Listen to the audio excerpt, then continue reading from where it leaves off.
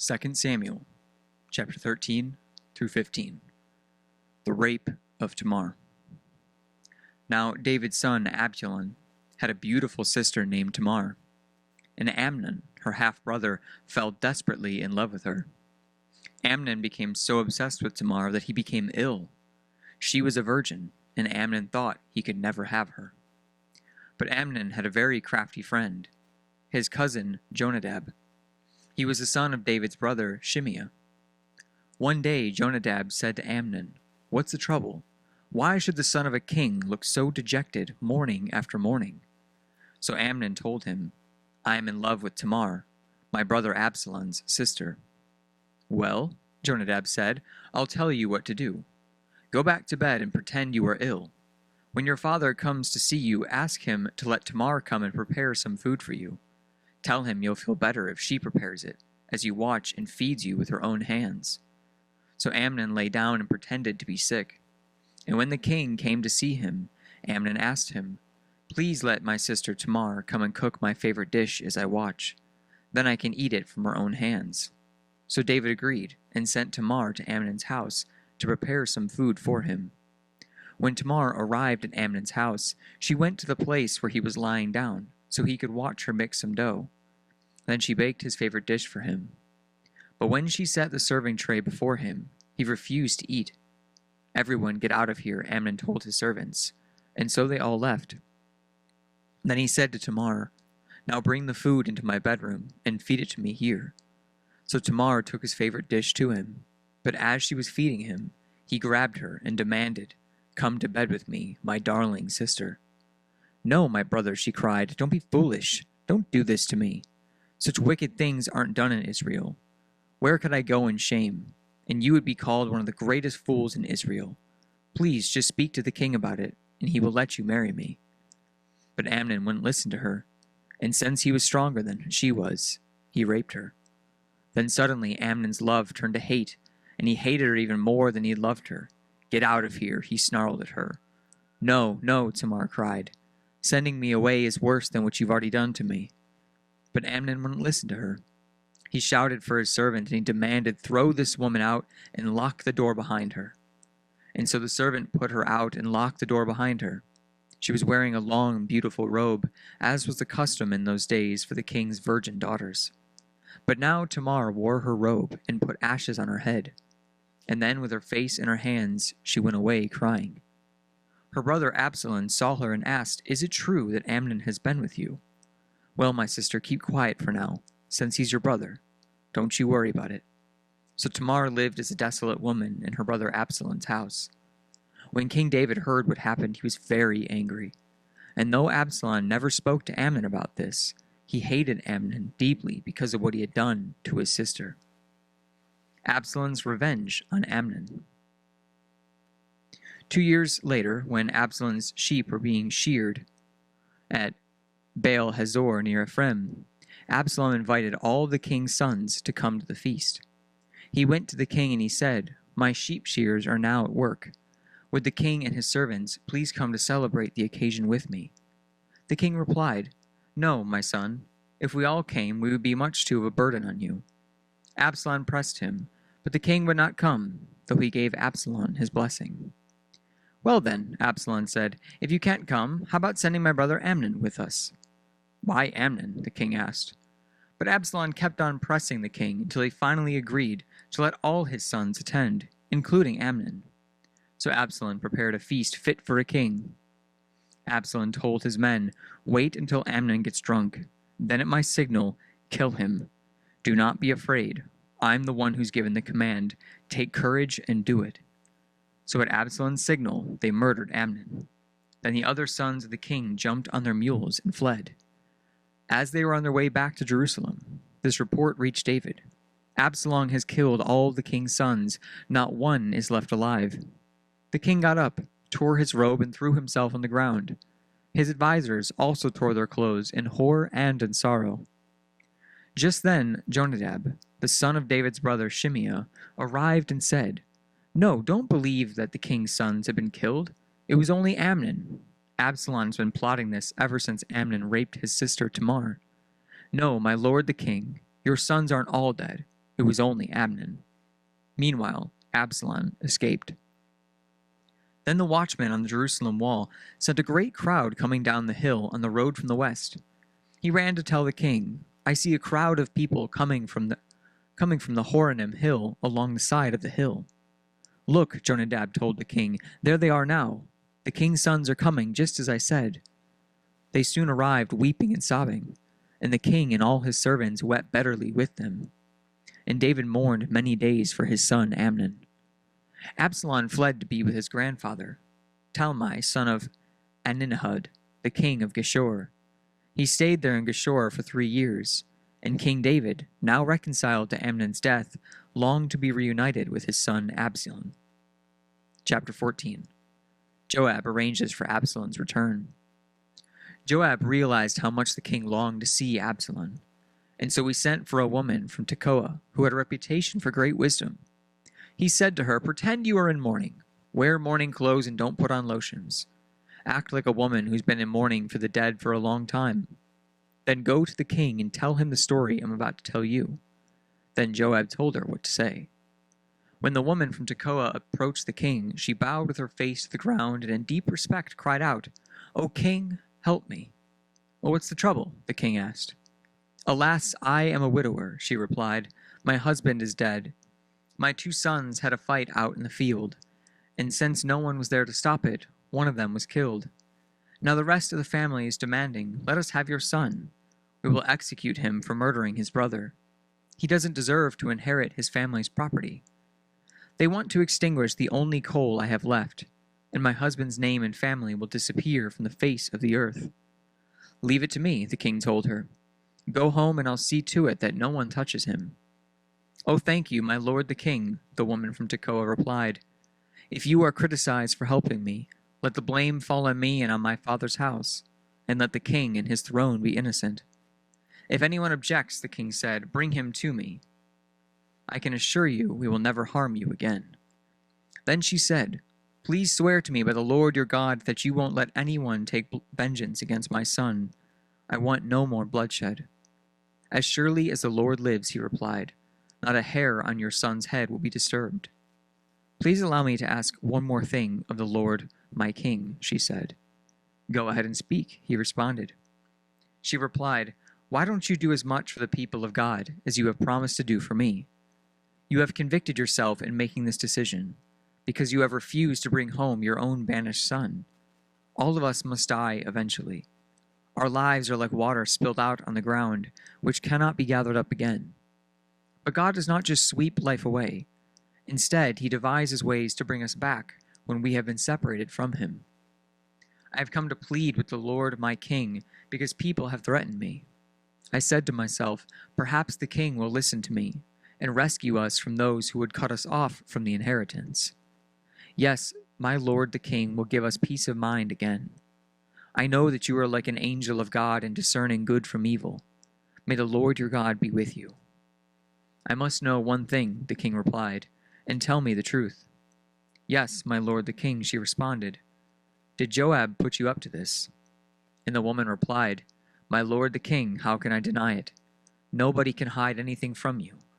Yes, Joab sent me and told me what to say. He did it to place the matter before you in a different light. But you are as wise as the angel of God, and you understand everything that happens among us." And so the king sent for Joab and told him, "All right, go and bring back the young man Absalom." Joab bowed with his face to the ground in deep respect and said, "At last I know that I have gained your approval, my lord the king, for you have granted me this request." Then Joab went to Geshur and brought Absalom back to Jerusalem. But the king gave this order, "Absalom may go to his own house, but he never come again into my presence." So Absalom did not see the king. Absalom reconciled to David. Now Absalom was praised as the most handsome man in all of Israel. He was flawless from head to foot. He cut his hair only once a year, and then only because it was so heavy. When he weighed it out, it came to 5 pounds. He had 3 sons and 1 daughter. His daughter's name was Tamar, and she was very beautiful. Absalom lived in Jerusalem for 2 years, but he never got to see the king. Then Absalom sent for Joab to ask him to intercede for him, but Joab refused to come. Absalom sent for him a second time, but again Joab refused to come. So Absalom said to his servants, "Go and set fire to Joab's barley field, the field next to mine." And so they set his field on fire, as Absalom had commanded. Then Joab came to Absalom at his house and demanded, "Why did your servants set my field on fire?" And Absalom replied, "Because I wanted you to ask the king why he brought me back from Geshur if he didn't intend to see me. I might as well have stayed there. So let me see the king, and if he finds me guilty of anything, then he'll kill me." So Joab told the king what Absalom had said. And then at last David summoned Absalom, who came and bowed low before the king, and the king kissed him. Chapter 15. Absalom's Rebellion. After this, Absalom brought a chariot and horses, and he hired 50 bodyguards to run ahead of him. He got up early every morning and went out to the gate of the city. When people brought a case to the king for judgment, Absalom would ask where in Israel they were from, and he would tell them their tribe. Then Absalom would say, "You've got a really strong case here. It's too bad the king doesn't have anyone to hear it. I wish I were the judge. Then everyone could bring their cases to me for judgment, and I would give justice." When people tried to bow before him, Absalom wouldn't let them. Instead, he took them by the hand and he kissed them. Absalom did this with everyone who came to the king for judgment, and he stole the hearts of all the people of Israel. After 4 years, Absalom said to the king, "Let me go to Hebron to offer a sacrifice to the Lord and fulfill a vow I made to him. For a while your servant was at Geshur in Aram. I promised to sacrifice to the Lord in Hebron, if you would bring me back to Jerusalem." "All right," the king told him, "go and fulfill your vow." So Absalom went to Hebron. But while he was there, he sent secret messengers to all the tribes of Israel to stir up a rebellion against the king. "As soon as you hear the ram's horn," his message read, "you are to say, 'Absalom has been crowned king in Hebron.'" He took 200 men from Jerusalem with him as guests, but they knew nothing of his intentions. While Absalom was offered the sacrifices, he sent for Ahithophel, one of David's counselors who lived in Gilo. Soon many others joined Absalom, and the conspiracy gained momentum. David escapes from Jerusalem. A messenger soon arrived in Jerusalem to tell David, "All of Israel has joined Absalom in a conspiracy against you." "Then we must flee at once, or it will be too late," David urged his men. "Hurry. If we get out of the city before Absalom arrives, both we and the city of Jerusalem will be spared from disaster." "We are with you," his advisors replied. "Do what you think is best." And so the king and all his household set out at once. He left no one behind except 10 of his concubines to look after the palace. The king and all his men set out on foot, pausing at the last house, to let all of the king's men move past to lead the way. There were 600 men from Gath who came with David, along with the king's bodyguard. Then the king turned and said to Ittai, a leader of the men from Gath, "Why are you coming with us? Go on back to King Absalom, for you are a guest in Israel, a foreigner in exile. You arrived only recently. Should I force you today to wander with us? I don't even know where we will go.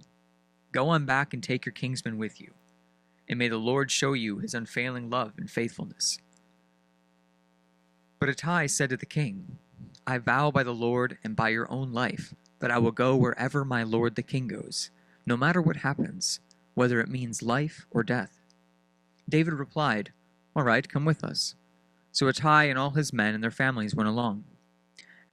Everyone cried loudly as the king and his followers passed by. They crossed the Kidron Valley, and they went out toward the wilderness. Zadok and all the Levites also came along, carrying the Ark of the Covenant of God. They set down the Ark of God, and Abiathar offered sacrifices, until everyone had passed out of the city. Then the king instructed Zadok to take the Ark of God back into the city. "If the Lord sees fit," David said, "he will bring me back to see the Ark and the tabernacle again. But if he is through with me, then let him do what he seems best." The king also told Zadok the priest, "Look, here is my plan. You and Abiathar should return quietly to the city with your son Ahimaaz and Abiathar's son Jonathan. I will stop at the shallows of the Jordan River and wait there for a report from you. So Zadok and Abiathar took the ark of God back to the city, and they stayed there. David walked up the road to the Mount of Olives, weeping as he went. His head was covered, and his feet were as bare as a sign of mourning. And the people who were with him covered their heads and wept as they climbed the hill. When someone told David that his advisor, Ahithophel, was now backing Absalom, David prayed, "O Lord, let Ahithophel give Absalom foolish advice." When David reached the summit of the Mount of Olives, where people worshipped the god, Hushai the Archite was waiting there for him. Hushai had torn his clothing and put dirt on his head as a sign of mourning. But David told him, "If you go with me, you will only be a burden. Return to Jerusalem and tell Absalom, I will now be your advisor, O king, just as I was your father's advisor in the past.